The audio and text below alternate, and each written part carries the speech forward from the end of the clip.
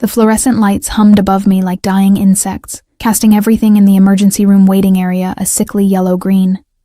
I sat hunched in the corner chair, my phone clutched between trembling fingers, watching the battery percentage drop to 3%. The plastic seat stuck to the back of my thighs through my thin cotton dress. The same dress I'd worn for 2 days straight because I hadn't been home, hadn't slept, hadn't eaten anything but stale vending machine crackers that now sat like rocks in my stomach.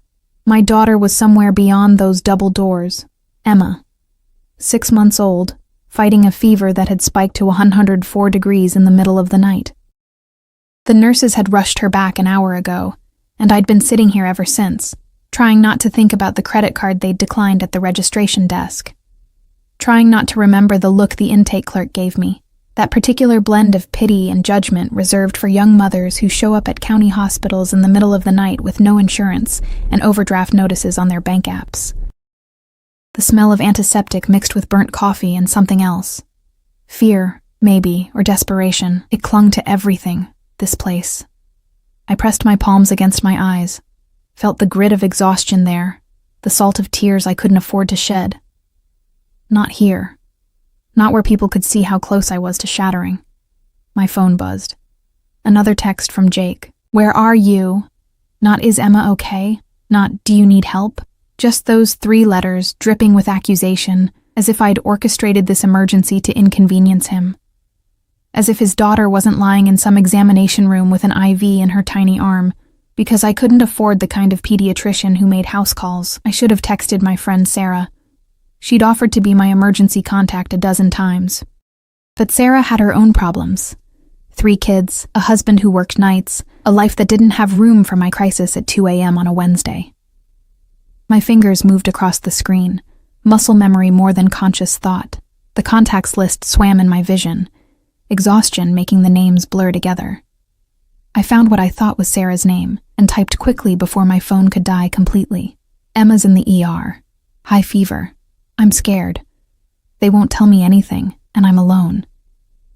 Please. I hit send as the screen went black. 1% to 0 in an instant. The phone died in my hand, and I sat there staring at the dark glass, seeing my own reflection ghosted there, hollow-eyed, hair pulled back in a messy knot, a stain on my collar that might have been baby formula or my own sweat. I looked exactly like what I was. A 23-year-old single mother who'd made every wrong choice in the book and was now watching those choices come due. Ms. Reeves? A nurse appeared through the double doors, her scrubs patterned with teddy bears that seemed obscene given the circumstances. Emma's responding to the IV fluids. The doctor wants to run a few more tests, but her fever's coming down. The relief hit me so hard I nearly vomited. Can I see her? In a few minutes. We're just finishing up. She hesitated, her expression softening. Is there someone we can call? You look like you could use some support. I shook my head, not trusting my voice. She squeezed my shoulder, brief, professional, kind, and disappeared back through those doors. I don't know how long I sat there. Time moved strangely in that waiting room, measured only by the rotation of faces in other chairs, other people's emergencies eclipsing mine. A man came in holding his arm at an odd angle.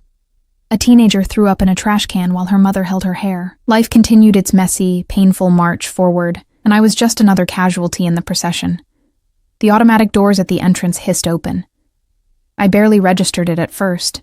Just another ambulance crew, maybe, or another desperate soul seeking salvation in this fluorescent purgatory. But something made me look up, some shift in the air pressure, or maybe the sudden silence that fell over the waiting room like a held breath. 3 men walked in. No, that wasn't right. 2 men walked.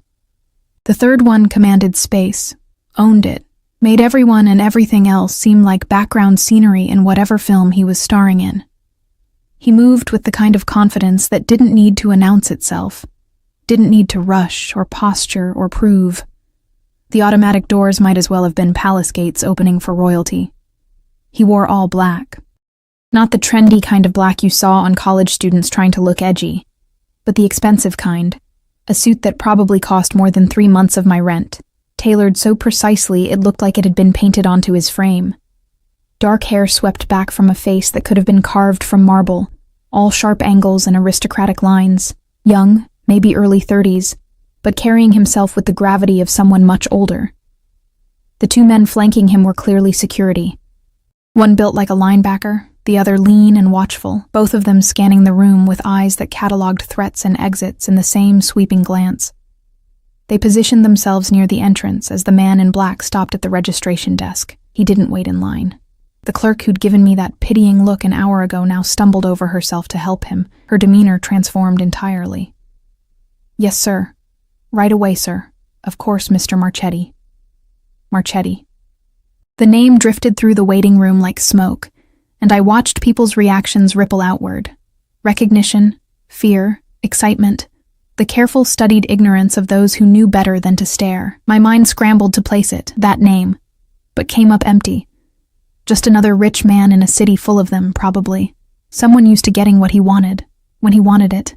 He turned from the desk, and for one disorienting second, his gaze swept across the room and landed on me. Dark eyes. The kind of dark that wasn't just brown, but something deeper, older, holding shadows that had nothing to do with the fluorescent lighting. They locked onto mine with an intensity that made my breath catch, made every nerve ending in my body suddenly aware of his presence even though he stood 30 feet away. Then his attention moved on, dismissing me as easily as he'd found me, and I could breathe again. "Mr. Marchetti, this way, please." A doctor appeared. Not one of the residents who'd been handling the overflow, but someone older, someone who'd clearly been pulled from wherever important doctors went at 3 a.m. "We have a private room ready." They disappeared through a different set of doors, the ones marked authorized personnel only, and the waiting room seemed to exhale collectively. Conversations resumed. The teenager threw up again. Life went back to being ordinarily terrible instead of extraordinarily tense. I tried to focus on Emma, on waiting for my turn to see her, but my mind kept circling back to those few seconds of eye contact. The weight of it. Like being seen and catalogued and filed away for later reference, all in the span of a heartbeat. My phone remained dead in my lap. I'd forgotten about the text I'd sent, about Sarah, about everything except the sick twist of worry in my gut, and the bone-deep exhaustion that made the plastic chair feel almost comfortable. "Ms. Reeves?" The teddy bear nurse again. "You can see Emma now." I followed her through the double doors on legs that didn't quite feel attached to my body. Emma lay in a pediatric examination room, dwarfed by the adult-sized bed, an IV taped to her tiny hand, but her eyes were open, alert. She saw me, and made that little sound, not quite crying, but close.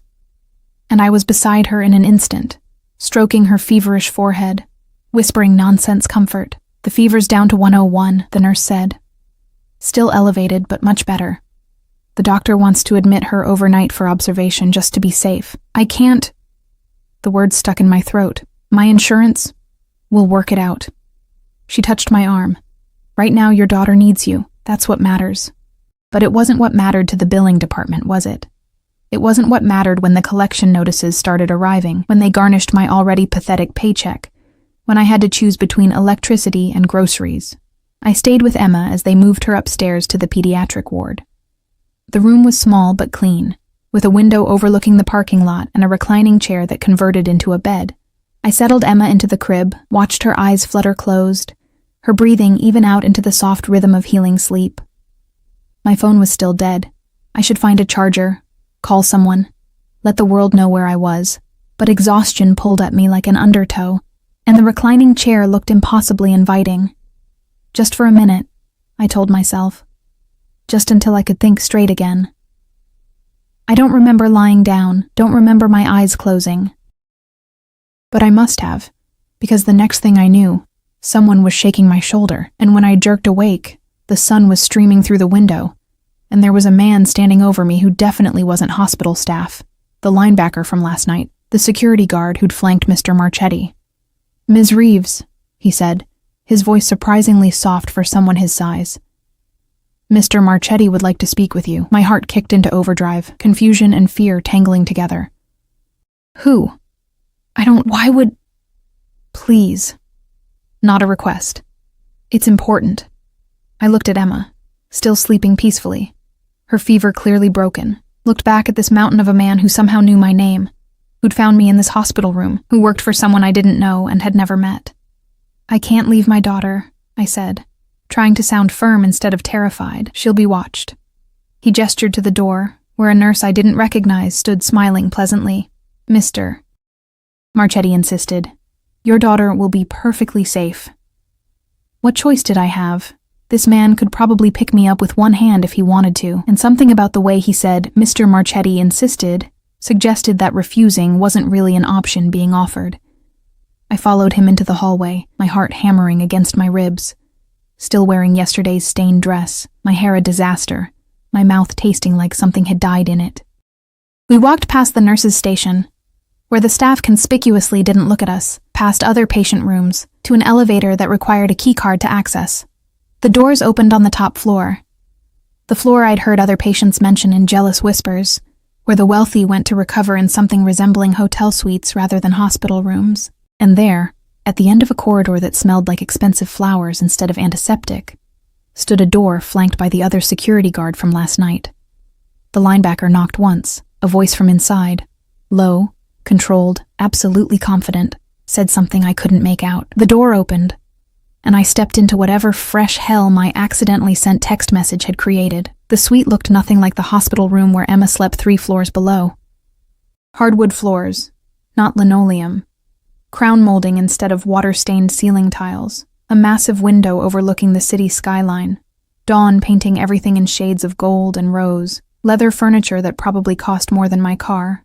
Fresh orchids in crystal vases. The kind of space that announced without words exactly how much money and power separated its occupant from the rest of humanity. He stood by the window, backlit by the rising sun, still wearing black but different clothes than last night. A sweater now. Cashmere probably, over dark slacks. Casual in a way that suggested he owned enough expensive things that wearing them was unremarkable. His hands were in his pockets, his posture relaxed, but something about him radiated coiled tension, like a predator deciding whether to pounce or merely observe. Ms. Reeves. He didn't turn around immediately. Thank you for coming. As if I'd had a choice. As if his man hadn't escorted me here like a prisoner being delivered to the warden. I stayed near the door, hyper-aware of the security guard behind me, the one still outside. The fact that I was trapped in this beautiful cage with a stranger who somehow knew my name. I don't understand, I said, hating how my voice shook. Why am I here? How do you know who I am?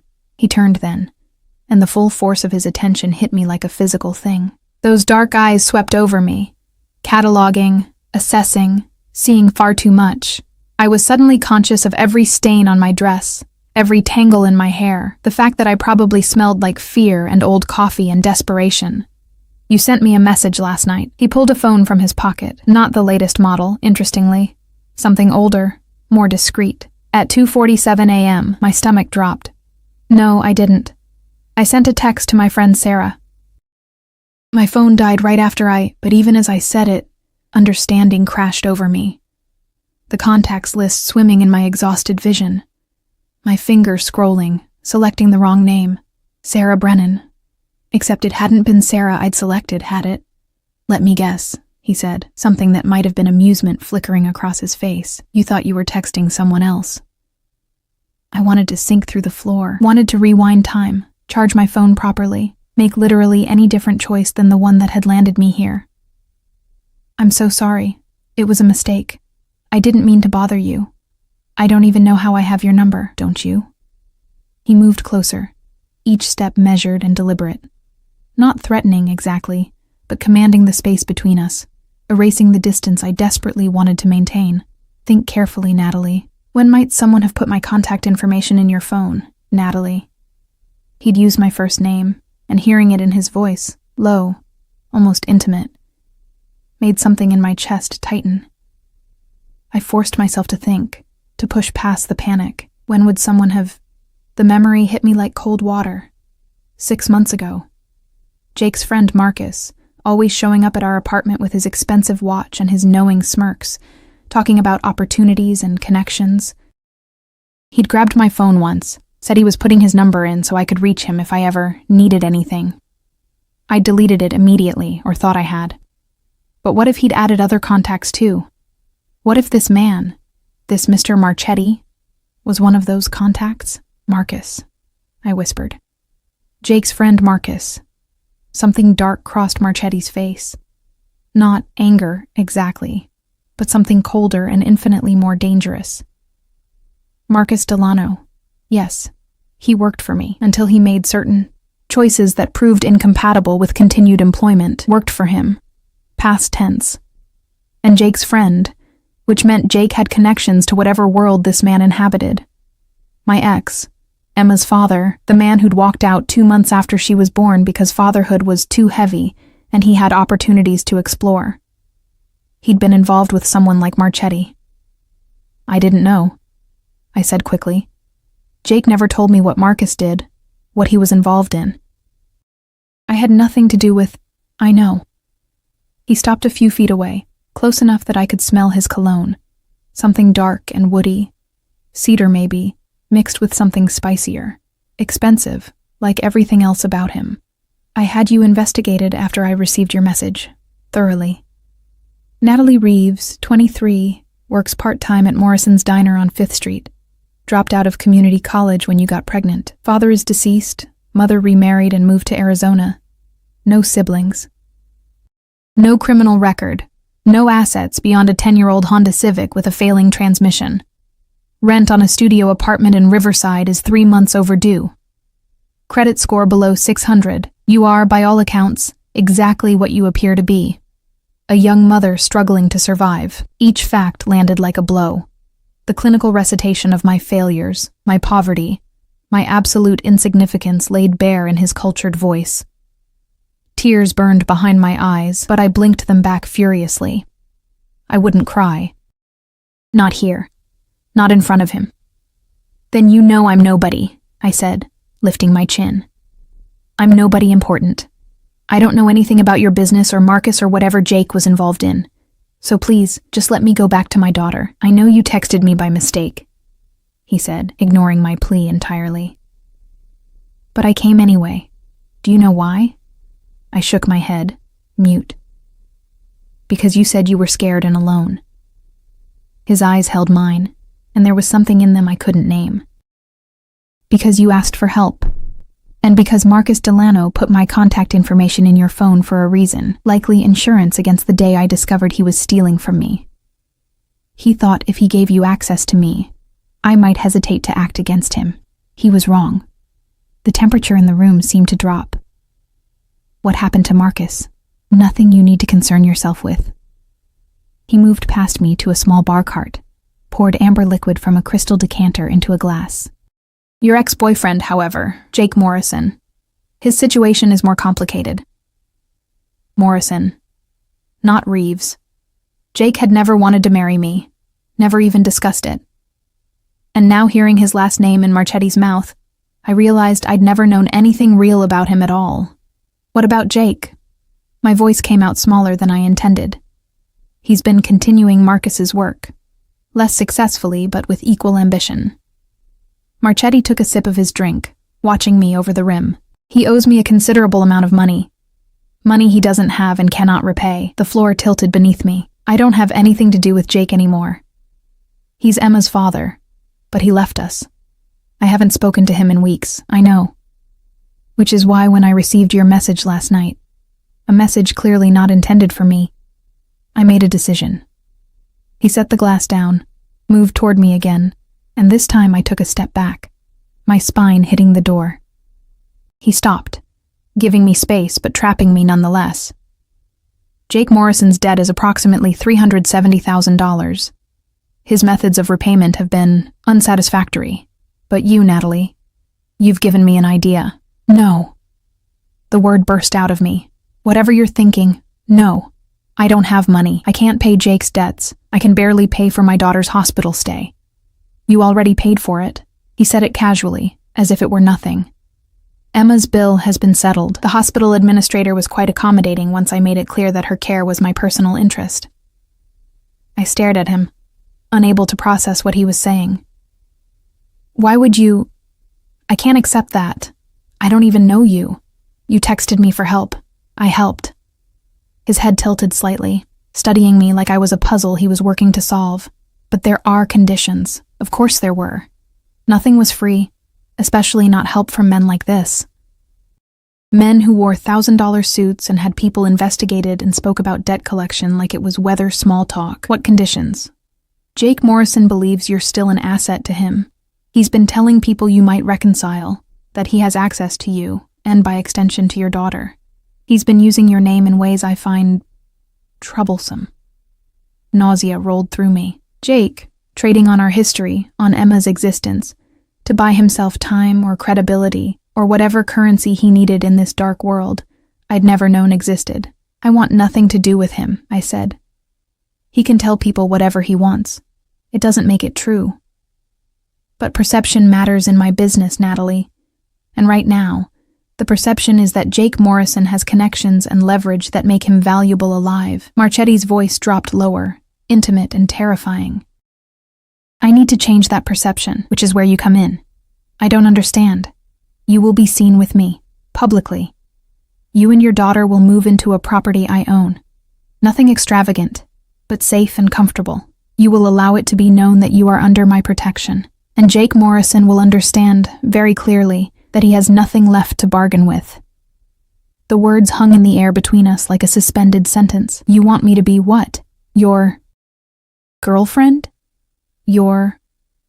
My responsibility. He cut through my stammering. The woman who texted me in crisis and who I chose to help. Jake will interpret it however he likes, and that interpretation will serve my purposes. And if I say no? His expression didn't change, but something shifted in the room's atmosphere. Then I handled Jake Morrison's debt, through more traditional channels. Channels that, while effective, tend to leave considerable collateral damage. Ex-girlfriends. Children. People who got caught in proximity to bad decisions that weren't even theirs to make. It wasn't a threat. Not exactly. But the implication sat heavy as a stone in my chest. I thought of Emma sleeping 3 floors down, her tiny hand curled into a fist, her fever finally broken. Thought of Jake's stupid choices becoming our nightmare. Thought of what men like Marchetti did to people who owed them money and couldn't pay. How long? I whispered. Until Jake's debt is resolved, one way or another. He reached out slowly, giving me time to flinch away, but I was frozen. His fingers brushed my cheek, tucking a strand of tangled hair behind my ear. The touch was gentle, almost tender, and somehow more frightening than any threat could have been. You'll want for nothing, Natalie. You and Emma will be safe, comfortable, cared for. All I ask is that you allow yourself to be seen at my side when necessary. And Emma? We'll have the best pediatric care money can buy. The best of everything. His hand dropped away, but I could still feel the ghost of his touch on my skin. Consider it an investment in her future. And yours. An investment. As if I were property, a chess piece to be moved around his board. But what choice did I have? Stay in my roach-infested studio, 3 months behind on rent, watching Emma grow up poor and struggling, or accept help from a dangerous man, and hope I could navigate whatever darkness came with it. I need to think, I said. Though we both knew that was a lie, there was nothing to think about. He'd already won. Of course. He stepped back, pulled a business card from his pocket.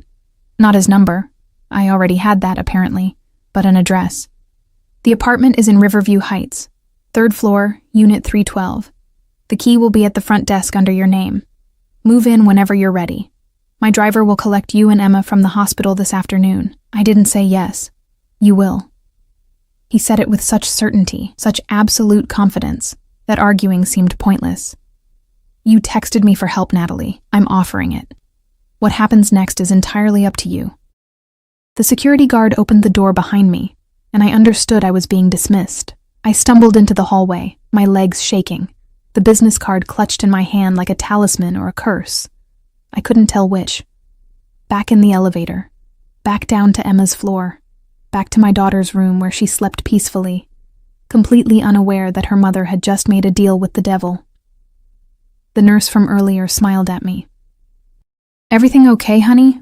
I nodded, not trusting my voice, and sank into the chair beside Emma's crib. My phone, someone had plugged it in while I was gone, charged it back to life. Texts from Jake filled the screen. Where the fuck are you? You better not be ignoring me. We need to talk about money, Nat. I know getting benefits for Emma. I deleted them all, every single one. Then I pulled up his contact and blocked his number. Outside the window, the city woke up around us. People going to work, to school, to ordinary lives full of ordinary problems. And here I sat, holding a business card for an apartment I hadn't agreed to take, making plans I hadn't agreed to make, all because I'd sent one desperate text message to the wrong person. Or maybe, I thought as I watched Emma sleep, exactly the right person, just not in any way I could have imagined. The apartment in Riverview Heights looked nothing like the cramped studio I'd called home for the past year. Floor-to-ceiling windows overlooked the river, afternoon light spilling across hardwood floors that gleamed like honey. A kitchen with granite countertops and appliances that looked like they belonged in a magazine. 2 bedrooms, one already set up as a nursery, complete with a white crib, changing table, and shelves stocked with diapers, wipes, and baby supplies I could never have afforded. The living room held a cream-colored sofa, a coffee table made of reclaimed wood, and abstract art on the walls that was probably real and expensive. It was beautiful, pristine, a gilded cage with a view. Marchetti's driver, a quiet man named Vincent, who'd helped carry Emma's car seat and the pathetic garbage bag containing everything we owned, had left us 20 minutes ago. Now I stood in the middle of this perfect apartment, Emma drowsing against my shoulder, and tried not to think about what accepting all of this meant. The refrigerator was stocked. I'd checked, disbelieving, finding fresh produce, milk, eggs, chicken breasts, things I usually bought in their cheapest forms, or did without entirely. The pantry held pasta, rice, canned goods, baby formula, the expensive organic kind I'd stared at longingly in grocery stores. Someone had thought of everything, anticipated every need. It should have felt like relief. Instead, it felt like drowning in velvet. My phone buzzed. A text from an unknown number. I trust the apartment is satisfactory. My assistant will contact you tomorrow regarding Emma's new pediatrician. Rest tonight. You've earned it. No signature. But I knew who it was from. That formal tone. The assumption that his arrangements would be perfect because he'd made them. I typed back quickly, my thumb hovering over the send button. Thank you. But I need to know what you expect from me. The response came within seconds. Patience, Natalie. We'll discuss expectations soon enough. For now, just settle in. I set the phone down, carried Emma to the nursery, and laid her in the crib that was nicer than any piece of furniture I'd ever owned. She sighed in her sleep, stretching her small arms above her head, completely at peace. At least one of us was. The next 3 days passed in a strange, suspended reality. I didn't leave the apartment, didn't know if I was allowed to, or if someone would be watching, reporting my movements back to Marchetti. Groceries appeared at the door, delivered by the building's concierge, a woman named Margaret, who smiled warmly and never asked questions. Emma thrived in the air-conditioned comfort. Her fever a distant memory, her appetite returning with a vengeance. I should have felt grateful, and part of me did. The part that remembered choosing between electricity and groceries.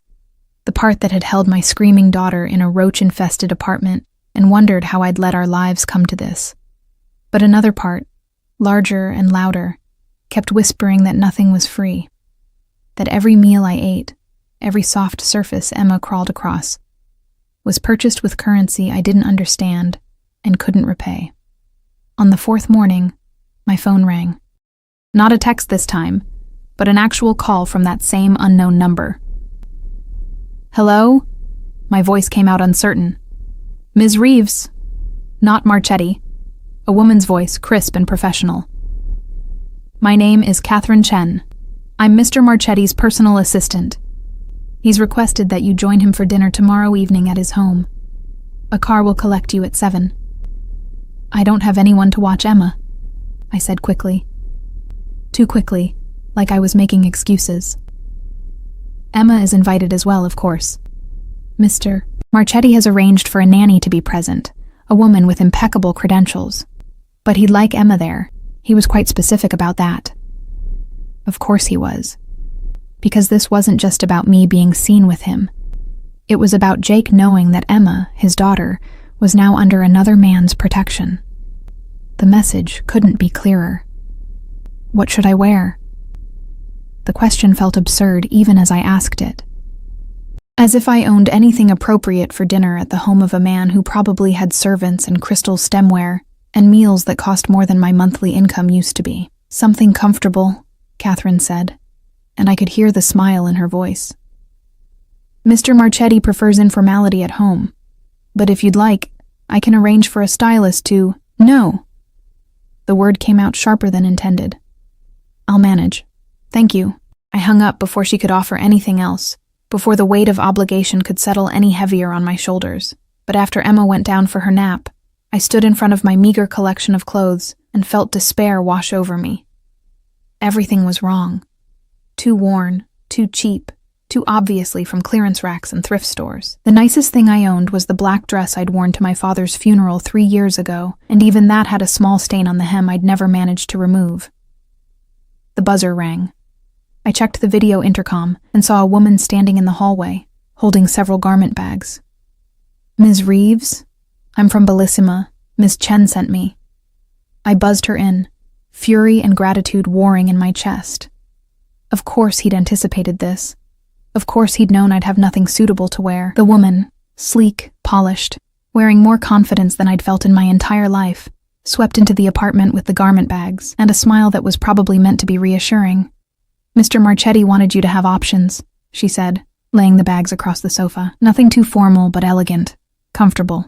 I took the liberty of bringing several sizes based on the information Ms. Chen provided. Information. He'd had me measured somehow, probably from the hospital security footage or the investigation he'd run. Every detail catalogued, anticipated, controlled. The dresses were beautiful, simple but expensive, the kind of expensive that didn't need logos or obvious labels because the quality spoke for itself.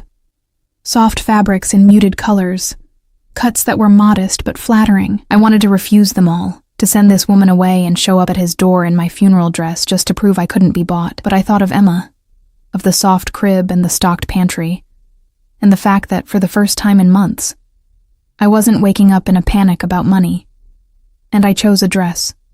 Dark green, knee-length, with 3/4 sleeves and a neckline that showed nothing but collarbones. Armor disguised as evening wear. The stylist left with a promise to return tomorrow afternoon to help with hair and makeup. I locked the door behind her and sank onto the sofa, surrounded by tissue paper and garment bags, feeling like I was being dressed for sacrifice. That night, I dreamed of my father. He'd been a good man, a construction worker who'd never made much money, but had always made sure I had what I needed.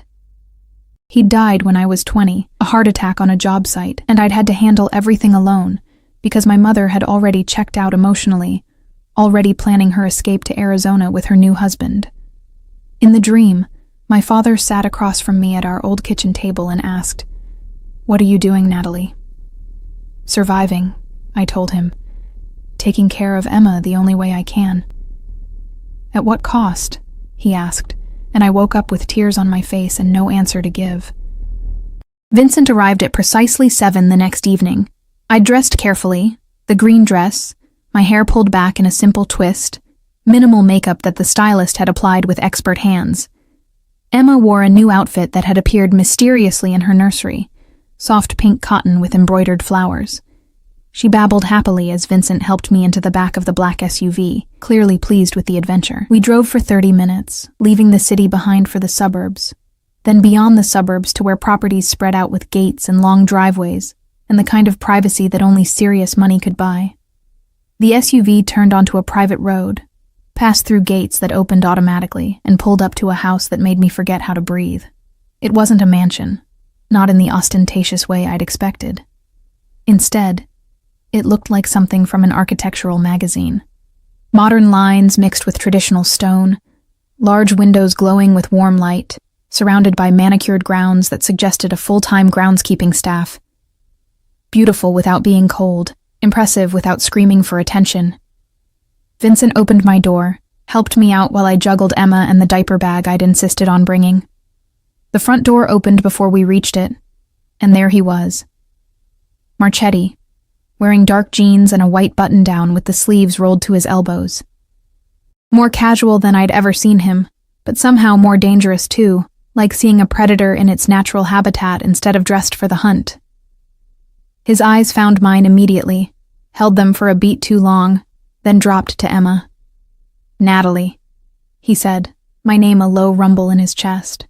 "Thank you for coming. And this must be Emma." He moved closer, and I instinctively stepped back, holding Emma tighter. He noticed, of course he noticed, and stopped, raising his hands slightly in a gesture of peace. "I'm not going to hurt her," he said quietly. "Or you, despite what you might think of me." "I don't know what to think of you," I admitted. "I don't know anything about you except that you're dangerous, and you own me now." Something flashed across his face. Anger, maybe, or hurt, though that seemed impossible. "I don't own you. I'm helping you. By forcing me to be seen with you, by moving me into an apartment I didn't choose, by making decisions about my daughter's health care without asking me." The words tumbled out before I could stop them. Months of helplessness finding a target. That's not help. That's control. "Yes," he said simply. "It is. Because control is what keeps you safe. Control is what keeps Jake Morrison and his bad decisions from destroying what's left of your life." He paused, his jaw tight. "You can hate me for it, Natalie, but you'll be safe while you do." Emma chose that moment to reach for him, her small hand opening and closing in that universal baby gesture of wanting. Marchetti looked at her, then at me, asking permission without words. I should have said no, should have held my daughter close and refused to let this dangerous stranger touch her. But Emma was smiling, fearless in the way only children can be. And some part of me was curious to see what he'd do. I shifted her toward him. He took her with surprising confidence, settling her against his hip like he'd done it 1,000 times before. Emma grabbed his collar, babbling happily, and I watched something soften in his expression. Something almost human beneath the cold control. "She's beautiful," he said. "She has your eyes." And her father's complete lack of survival instinct, apparently. The words came out bitter, watching my daughter coo at a man who probably had Jake's blood on his hands. Metaphorically, if not literally. Not lack of instinct, she knows I won't hurt her. His eyes met mine over Emma's head. Children always know. We stood there in his doorway, the three of us forming some perverse tableau of domesticity. And I wondered how my life had spiraled so completely out of my control. 4 days ago, I'd been drowning. Now I was being pulled under by a different kind of current entirely, one that wore expensive cologne and held my daughter like she was precious. "Come inside," Marchetti said finally. "Dinner is ready, and there's someone I'd like you to meet." He turned and walked into the house, still carrying Emma, leaving me to follow or flee. I followed. Because despite everything, despite the fear and the anger and the helplessness, I wanted to see who else inhabited his world. The interior matched the exterior. Modern but warm, expensive but not ostentatious. We walked through a foyer with marble floors to a living room with comfortable furniture and a stone fireplace. Beyond that, a dining room with a table set for dinner and windows overlooking gardens lit by landscape lighting. A woman emerged from what was presumably the kitchen. 50s, gray hair pulled back neatly, wearing dark slacks and a cardigan. She smiled when she saw us, her expression genuinely warm. "You must be Natalie," she said, wiping her hands on a dish towel. "I'm Maria. I help Mr. Marchetti with the house, and this angel must be Emma." Emma, the traitor, reached for Maria immediately. Marchetti handed her over without protest, and Maria cooed at her in what sounded like Italian, carrying her toward the kitchen with promises of something interesting to see. And suddenly, I was alone with him. "Maria's daughter is the nanny I mentioned," Marchetti said, moving toward the bar cart in the corner. "She'll be here shortly. Would you like something to drink? Water." My mouth was dry as desert sand. "Just water." He poured it from a crystal pitcher, added ice, brought it to me. Our fingers brushed as I took the glass, and I jerked back like I'd been burned. He noticed that too, noticed everything, filed it away in whatever mental catalog he kept of my reactions. "Sit," he said, gesturing to the sofa. "Please. You look like you're about to bolt. I'm thinking about it. Don't." He remained standing, watching me with that unnerving intensity. "I understand this is uncomfortable, but it's necessary. Jake Morrison needs to understand that you're no longer accessible to him, that Emma is protected. The only way to accomplish that is to make our association public and undeniable. So I'm bait, a message written in human form. You're under my protection, he corrected. There's a difference. Not from where I'm standing. He moved closer, and I forced myself not to retreat. Do you know what Jake was doing for Marcus before Marcus died? What he's been doing since? I shook my head. Running drugs through the county hospital system. Using his connection to you, the mother of his child who works nearby, as cover, telling people you were his way in, his legitimacy. He's been trading on your name and Emma's existence for months. The water glass nearly slipped from my hand. I didn't know. I swear I didn't. I know you didn't. But Jake's associates don't. And when Jake can't pay what he owes, they'll come looking for leverage. They'll come looking for you. His voice dropped lower, almost gentle despite the horror of what he was saying. I'm ensuring they never get that chance. By making me yours instead? The question came out as barely a whisper. By making it clear that you're no longer accessible for leverage, that touching you or Emma would mean war. He reached out slowly, giving me time to flinch away, and tucked a strand of hair behind my ear just like he had in the hospital. I don't share what's mine, Natalie, and I destroy anyone foolish enough to try taking it. The possessiveness in his voice should have terrified me. Maybe it did. But beneath the terror was something else. Something that felt dangerously like relief. Because for the first time in as long as I could remember, someone was standing between me and the world, promising that nothing would touch me, even if that someone was a monster. Dinner was surprisingly normal.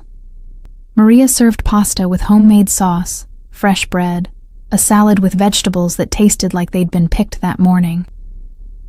The nanny, a young woman named Sophia, who was indeed Maria's daughter, entertained Emma in the living room, their laughter drifting through the open doorway. Marchetti ate across from me at the smaller table in the breakfast nook rather than the formal dining room, asking me questions about Emma's eating habits, her sleep schedule, whether she'd started teething yet, questions a father might ask, or a man genuinely interested in the child he'd suddenly acquired through the strangest circumstances imaginable. Why are you doing this? I asked finally, setting down my fork. The food was delicious, but I could barely taste it, really. Not the explanation about Jake or protection or sending messages. Why do you care what happens to me and Emma? He was quiet for a long moment, swirling wine in his glass.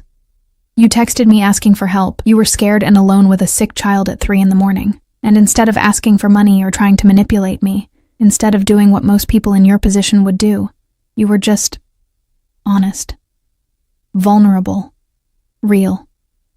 He looked up, his dark eyes finding mine. Do you know how rare that is in my world? So I'm what? A novelty? A charity project to make you feel human? Maybe. His honesty surprised me. Or maybe I'm tired of being surrounded by people who only see me as what I can do for them, what I can give them, what they can take. He leaned back in his chair, the lamplight casting shadows across his sharp features. You didn't even know who I was. You just needed help, and you reached out to what you thought was a friend. There was no agenda, no calculation, just desperation and hope that someone might care, and that makes me special somehow. It makes you different. He paused. My mother died when I was young, cancer. My father raised me alone in this business, taught me that trust is a luxury we can't afford, that everyone wants something. He was right, mostly, but sometimes I wonder what life might have been like if he'd been wrong. If there were still people in the world who could be honest without expecting something in return. The vulnerability in his admission caught me off guard. For a moment, he wasn't the dangerous man who'd investigated me and moved me into his apartment like a chess piece. He was just someone who'd lost his mother too young and learned all the wrong lessons about trust. I'm not that person, I said quietly. I'm taking your help because I'm desperate and scared, and I don't know what else to do. That's not honesty. That's survival. At least you admit it. He smiled, but it didn't reach his eyes. Most people would pretend otherwise, would perform gratitude while plotting how to extract more. You're just direct. We finished eating in silence, broken only by Emma's happy babbling from the other room. Maria brought coffee, and something she called tiramisu, that melted on my tongue like a sweet, coffee-flavored dream, normal, domestic. as if we were a real couple having a real dinner instead of two strangers bound by accident and desperation. After dinner, Marchetti led me to his study, all dark wood and leather, with bookshelves that climbed to the ceiling and a massive desk that probably cost more than my old apartment. He pulled a folder from a drawer, slid it across the desk toward me. "What's this?" "Information on Jake's activities over the past 6 months, his associates, his debts. The people who might come looking if I don't make my position clear." He leaned against the desk, arms crossed. "I want you to understand what you're dealing with, what I'm protecting you from." I opened the folder with trembling hands. Photographs. Jake with men I didn't recognize. Outside buildings I'd never seen. Financial records showing transactions that made my head spin. Transcripts of conversations mentioning my name, Emma's name, our address. My stomach turned reading Jake's voice in black and white. "Natalie's solid. She won't talk. And if things get tight, the kid gives me insurance." Insurance. He'd been using Emma, his own daughter, as insurance against his own bad decisions. He was going to use her. My voice came out hollow. He was going to use our baby as leverage if things went wrong. "Yes."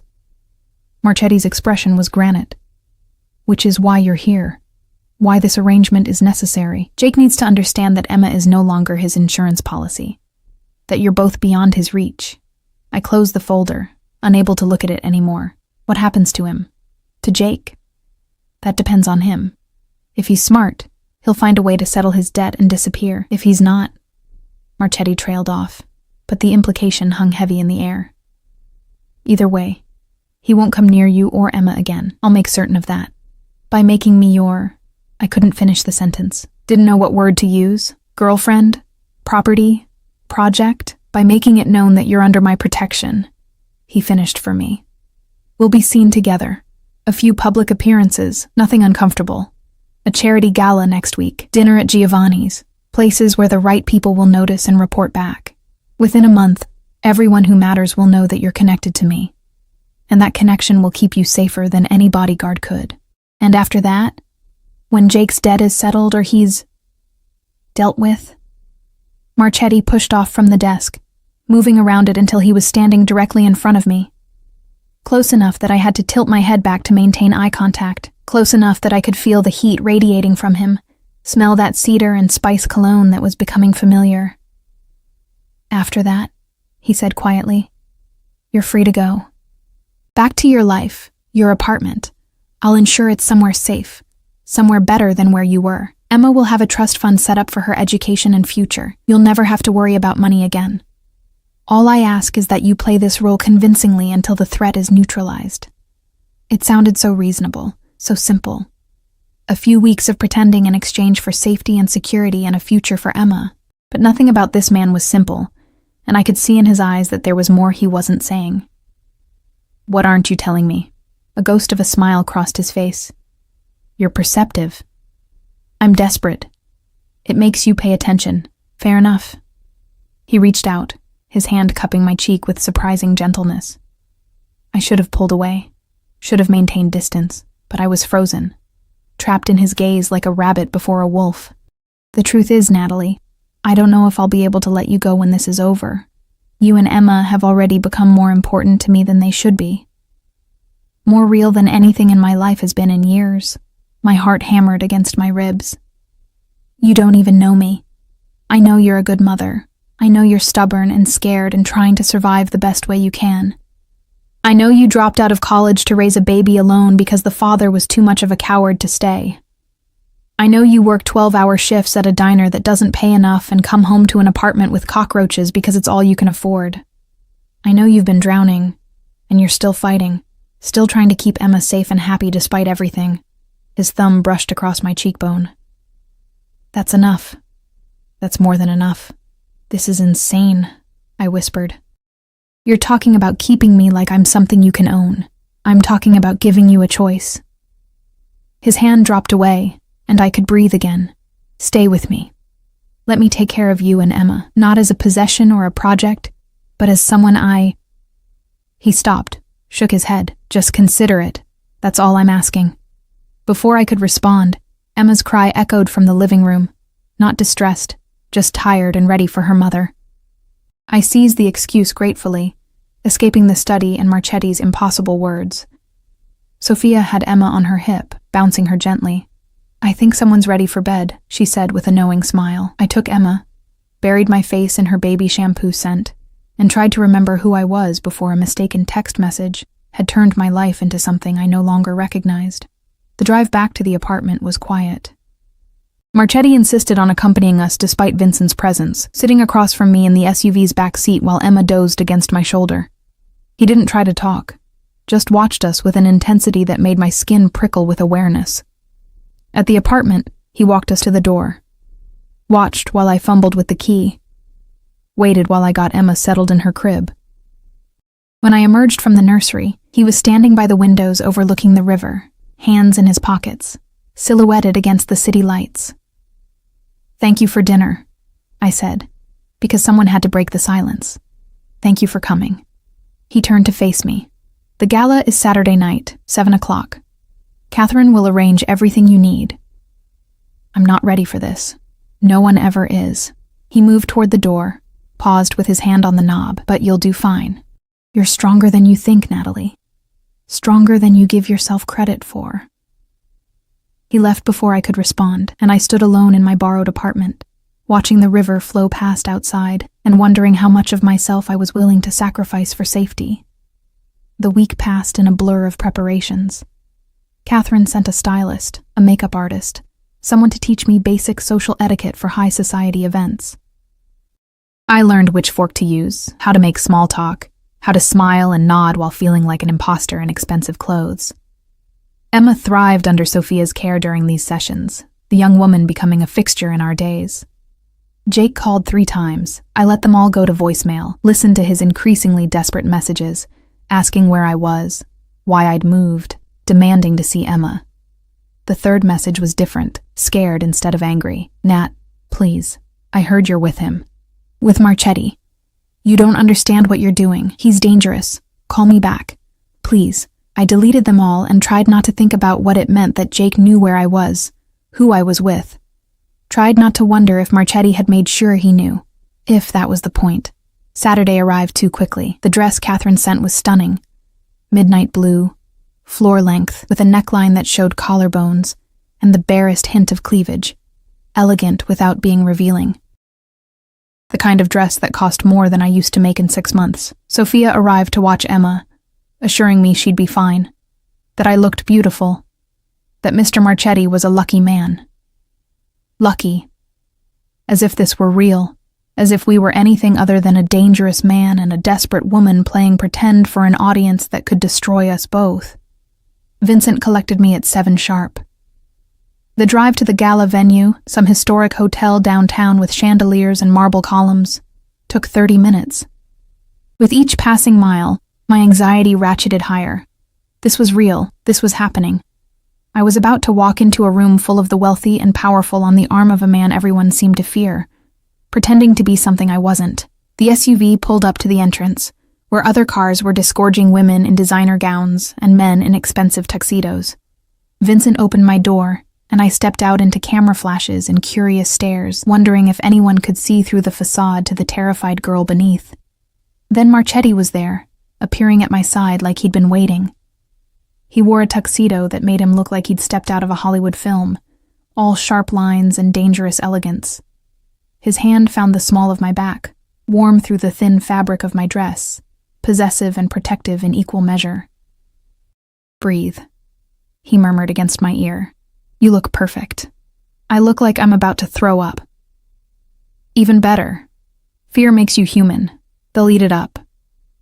His hand pressed more firmly against my back, guiding me forward. "Stay close to me. Don't answer questions about us directly. If anyone makes you uncomfortable, squeeze my hand twice. I'll handle it." We climbed the steps together, and I felt every eye in the vicinity tracking our movement. Whispers rippled through the crowd like wind through grass. "That's Marchetti. Who's the girl? Never seen her before. Pretty. Young. Where did he find her?" Inside, the ballroom was everything I'd imagined.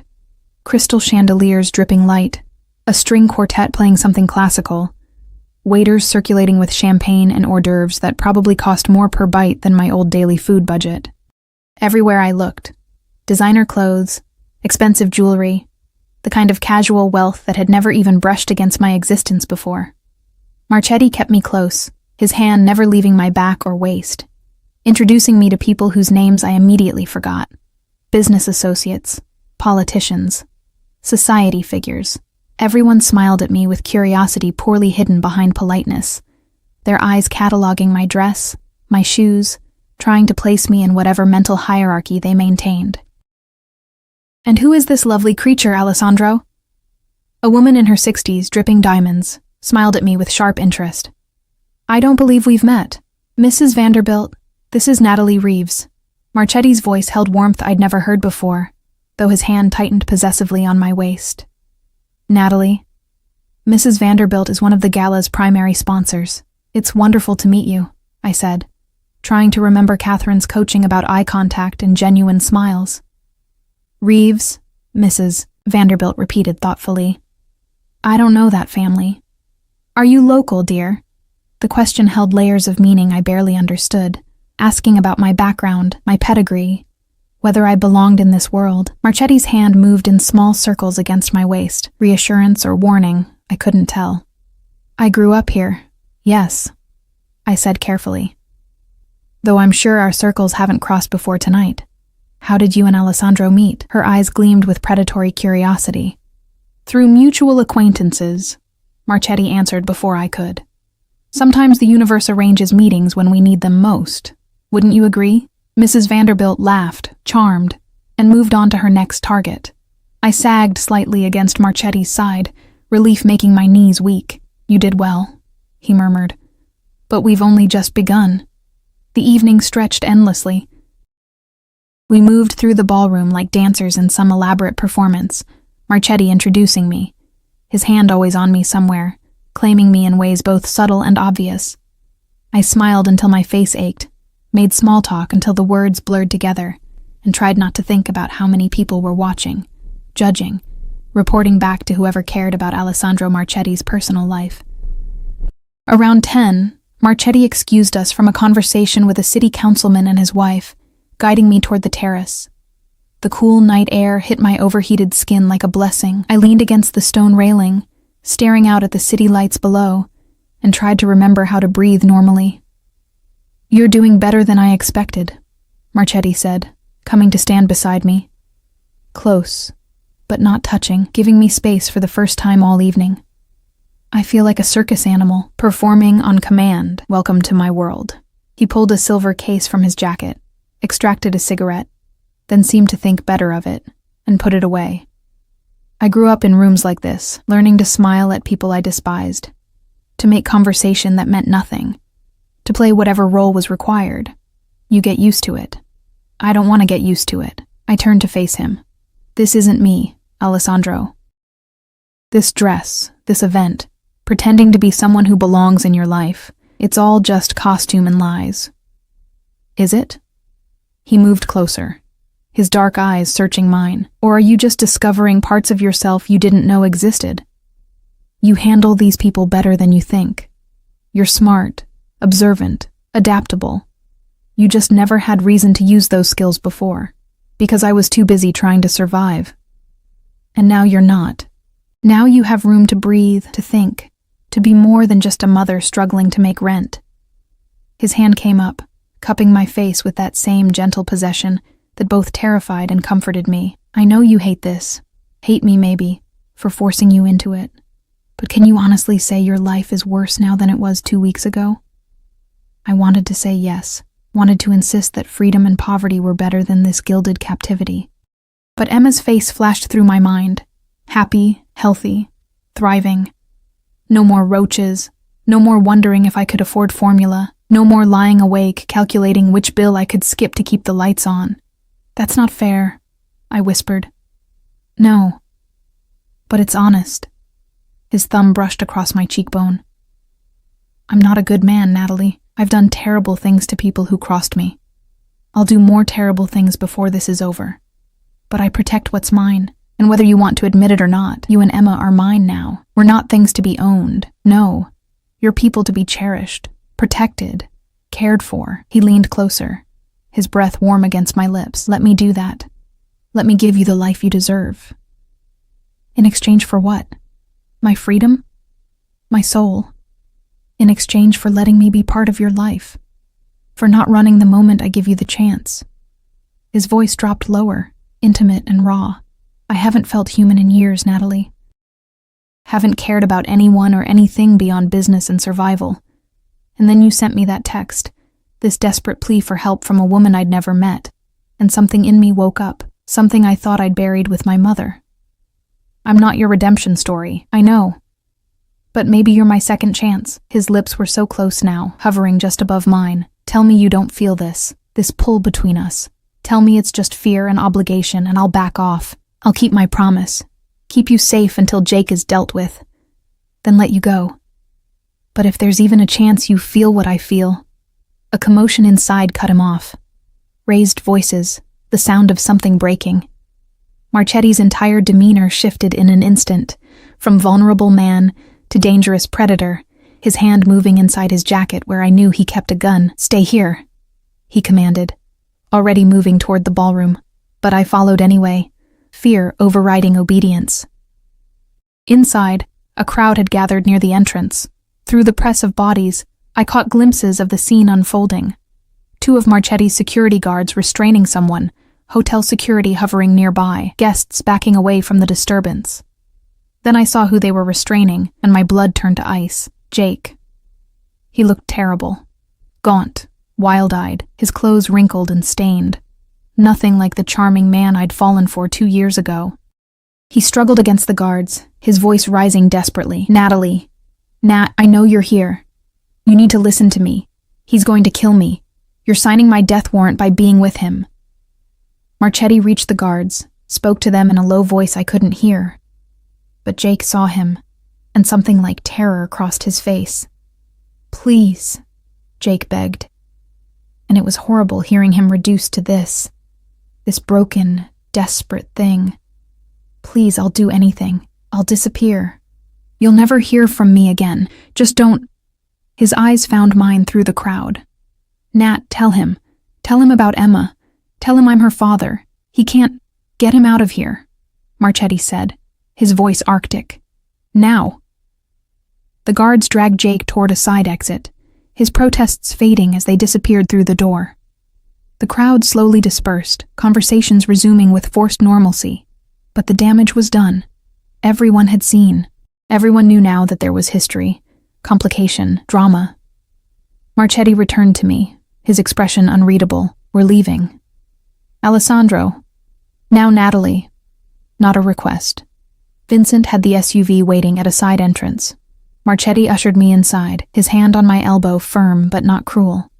We pulled away from the hotel, and I watched the city lights blur past the window, my mind racing. What's going to happen to him? I asked finally. To Jake. Nothing tonight. He'll be released once he calms down. Marchetti's jaw was tight, but he made a very public mistake.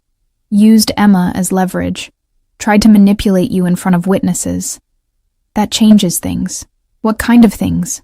He was quiet for a long moment. Originally, I was willing to give him a chance to pay his debt, work it off, disappear. But now he's made this personal, made it about you and Emma, that I can't allow. The implication hung between us like a death sentence. I thought about Jake. Stupid, selfish Jake, who'd gotten himself into this mess but who was still Emma's father. Still the man I'd loved once, before he'd shown me who he really was. Don't kill him, I heard myself say. Please. Not for me. Not for this. Marchetti turned to look at me, his dark eyes reflecting the passing streetlights. You still care about him. I care that Emma might grow up asking about her father, and I'll have to tell her he died because of me. Because I sent a text message to the wrong person, and everything spiraled from there. Tears burned my eyes. I can't carry that, Alessandro.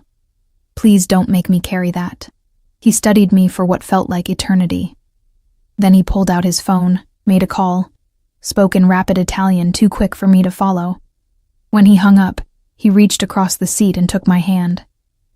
He lives, he said simply, but he leaves. Tonight. Out of the city, out of the state, as far as my people can send him. He contacts you or Emma again, even once, and the deal is off. Understood? Relief and guilt warred in my chest. Thank you. Don't thank me. I'm not doing this out of mercy. His grip on my hand tightened. I'm doing it because you asked. Because making you happy matters more to me than revenge. Do you understand what that means? I thought I did. Thought I understood the gift he was giving me. Not Jake's life, but proof that my voice mattered, that I had power in this relationship, even if it was power granted rather than earned. At the apartment, Sophia reported that Emma had been perfect all evening, sleeping peacefully since 8. Marchetti paid her, thanked her, waited until she'd left before turning to me. I should go, he said. Let you rest. It's been a long night. But he didn't move toward the door, and I didn't ask him to. We stood in my living room. His living room, technically, since he owned this place, and something shifted between us. The performance was over. The masks had come off. Whatever happened next would be real, for better or worse. Stay, I heard myself say. Just for a little while. I don't want to be alone. He moved closer, his hand finding my waist, pulling me against him. Natalie, I know what you are. I know this is probably the worst decision I could make, but I'm tired of being alone, tired of being scared, tired of pretending I don't feel something when you're near me. What do you feel? His voice was rough, need and restraint battling in his eyes. Safe. Seen. Like I matter to someone for the first time in years. I reached up, my hand touching his jaw, feeling the slight stubble there, like maybe I'm not just surviving anymore. Like maybe I could actually live. He kissed me then. Not gentle, but not demanding either. Acclaiming that asked for surrender while offering protection, his hands tangled in my hair, careful of the elaborate style, and I melted against him, letting myself feel for the first time since Emma was born, letting myself want something beyond basic survival. When we broke apart, both breathing hard, he rested his forehead against mine. I meant what I said, he murmured. About not being able to let you go. About you and Emma being mine, I know. And you're still here. I'm still here. I pulled back enough to meet his eyes. But I need you to understand something, Alessandro. I'm not staying because I'm trapped or afraid, or because I have no other choice. I'm staying because I'm choosing to. Because despite everything, despite how we started, despite what you are, I want to see where this goes. But the moment I stop wanting it, the moment I feel like I'm a possession instead of a partner, I'm gone. Do you understand? He studied me for a long moment, then nodded slowly. I understand. And I'll spend every day proving you made the right choice. You better. I managed a shaky smile because I'm trusting you with everything that matters. My daughter. My future. My heart. Eventually, if you don't screw this up, high stakes. The highest. I kissed him again, softer this time. Now stay. Watch a terrible movie with me. Be normal for a few hours. Can you do that? I can try. We ended up on the couch, my head on his shoulder, watching some action film neither of us paid attention to. His arm around me felt right in a way I hadn't expected, solid and warm and safe. I thought about Jake, hopefully on a bus heading far away from the consequences of his choices. Thought about Emma sleeping peacefully in the next room, her future secure in ways I could never have provided alone. Thought about the man beside me, dangerous, powerful, possessive, who'd somehow become my protector and maybe, eventually, something more. Life had a strange way of working out. A mistaken text message sent in desperation had led me here, to safety, to stability, to the possibility of something real with someone impossible. It wasn't the life I'd imagined, wasn't the fairy tale ending movies promised. But it was mine, built from broken pieces and bad decisions, and one moment of accidental honesty. And maybe that was enough. Maybe that was everything. 3 months later, I stood in Marchetti's kitchen, our kitchen now, since I'd officially moved into his house, making breakfast while Emma babbled in her high chair. The morning sun streamed through the windows, catching on the diamond ring that had appeared on my finger 2 weeks ago. Not an engagement ring, Alessandro had explained, just a promise. A symbol that this was real, that we were building something together. He appeared in the doorway, still in pajama pants, his hair mussed from sleep. The dangerous crime boss transformed into something softer, more human. He kissed Emma's head, then mine, and stole a piece of bacon from the pan. "Maria called," he said, wrapping his arms around me from behind. "She wants to know if we're coming for Sunday dinner." "We should. Emma loves seeing Sophia, and you love Maria's cooking." Guilty. I leaned back against his chest, feeling his heartbeat steady and strong. "Jake called yesterday, from Montana." Alessandro tensed slightly. "What did he want?" "To talk to Emma." I let him on video call. He looked better, sober, working construction. "He thanked me for convincing you to let him live." I turned in his arms. He knows he can never come back. Knows that Emma's life is here now, with us. But he wanted to say he was proud of me. For surviving.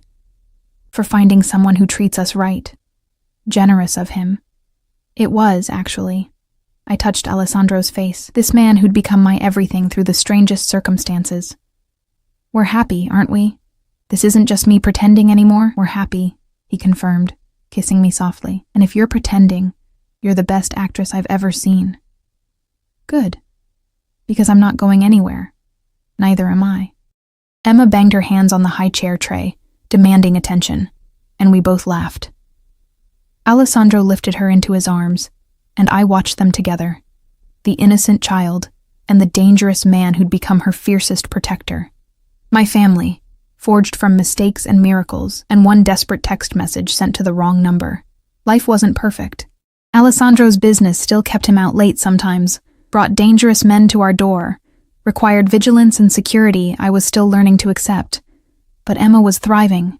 I'd started online classes again, working toward the degree I'd abandoned. And every night, I fell asleep next to someone who'd promised to protect me, to care for me, to never let the world touch us again.